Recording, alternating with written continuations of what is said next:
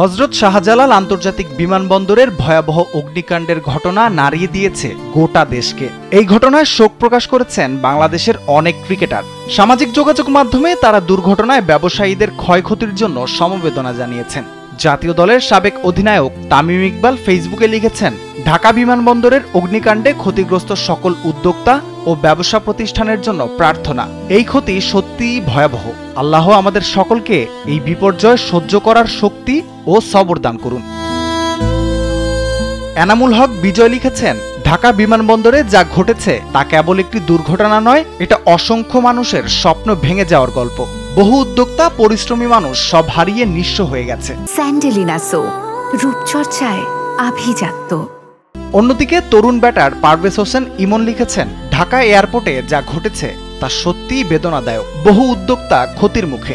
আল্লাহ সবাইকে ধৈর্য ও শক্তি দিন, আমিন। এমনকি তাওহিদ হৃদয় ও পেসার তাসকিন আহমেদও তাদের নিজ নিজ প্ল্যাটফর্মে শোক ও সহমর্মিতা জানিয়েছেন।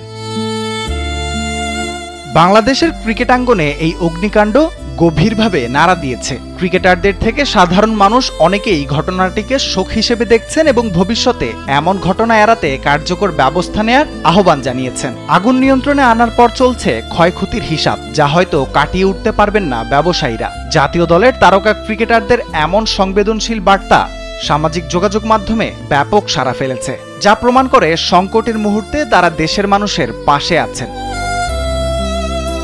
রাফিউল ইসলাম রাতুল, কালবেলা।